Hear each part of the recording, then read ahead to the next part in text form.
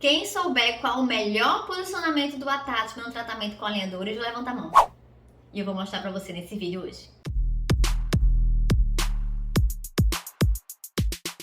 Eu sou Débora Guiar, sou ortodontista, professora e mestranda em ortodontia e trago aqui dicas todos os dias. Não falta um dia sem dica aqui para ajudar você a viver uma ortodontia digital, lucrativa e de resultado. E hoje a gente vai falar sobre posicionamento ideal do attachment, que é para ajudar na previsibilidade e no encaixe do alinhador do seu paciente. Se a gente for olhar a coroa do incisivo do seu paciente, por exemplo, mas pode ser qualquer dente aqui, tá? Eu vou falar de uma maneira incisiva que é mais fácil vocês visualizarem. A gente tem três possibilidades de posicionamento do attachment. O attachment sendo mais para o terço incisal, o terço médio ou o terço cervical. Se eu fosse escolher, eu não iria incluir attachment no terço cervical. Por quê? Porque a maioria dos alinhadores tem cobertura somente no dente. E o que é que acontece?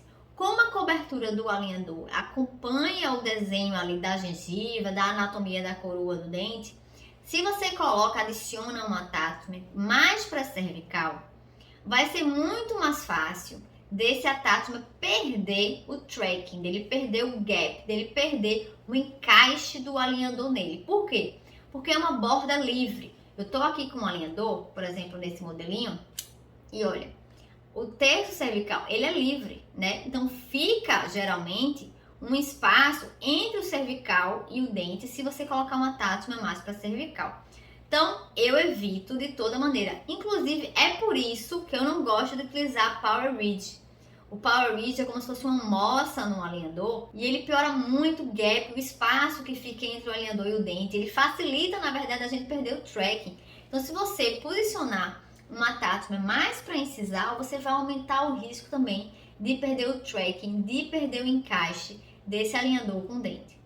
Pensando assim, vamos evitar a parte cervical, porém, os outros terços a gente pode utilizar, que é o terço médio e o terço incisal, que a gente vai ter controle. Quando está mais para incisal, a gente tem mais controle de coroa, e quando está mais para o terço médio ou um pouco cervical, a gente tem mais controle de raiz. Uma outra escolha em relação ao posicionamento do attachment é se ele deve ser vestibular ou lingual. A grande maioria dos attachments são vestibulares, mas existe também a possibilidade de ser um attachment lingual.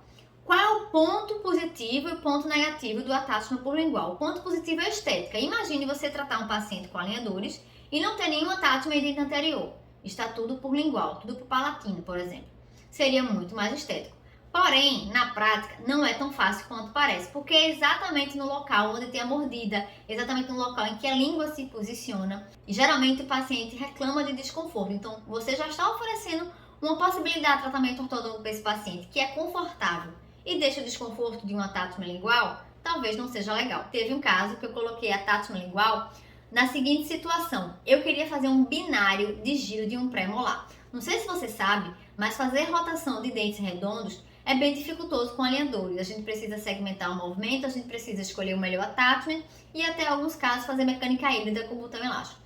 Nesse caso, antes de fazer mecânica híbrida, eu coloquei o attachment na lingual e na vestibular. Era um paciente que já estava em fase de refinamento e precisava melhorar esse giro. E ele já tinha utilizado o attachment em praticamente todos os dentes, que era um caso de mordida aberta, de linha média, tem muita coisa para corrigir.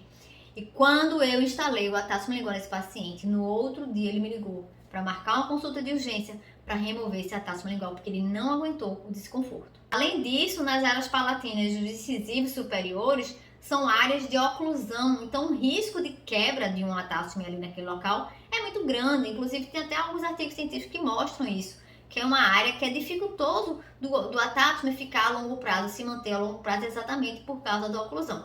Então tem a possibilidade de trabalhar com attachment por lingual? Tem. Se é a melhor opção, não sei se seria. No meu caso, sobre o que eu li, sobre o que eu estudei, sobre o que eu fiz dos meus pacientes, eu não uso mais attachment lingual, a não ser que tenha um protocolo novo, que tenha um material novo, que tenha uma resina diferente que a gente possa utilizar. Mas até o dado momento da gravação desse vídeo, eu não gosto de indicar attachment por lingual somente para o vestibular. Se essas dicas te ajudaram a posicionar melhor os attachments do tratamento dos seus pacientes, dá um like nesse vídeo, se inscreve no canal e envia para um colega seu ortodontista que pode estar precisando dessa dica. A gente se vê no próximo vídeo.